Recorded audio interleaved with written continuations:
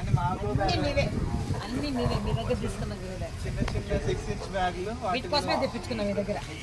గడ్డ పూలు అవన్నీ పెట్టుకోవడానికి చిన్న కాస్మోస్ పెట్టవచ్చు. ఇలాంటి గడ్డ పూలు అన్ని చిన్న చిన్న అన్నీ పెట్టుకోవచ్చు.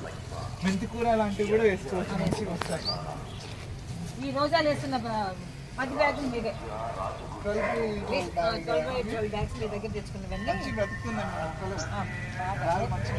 చాలా బాగా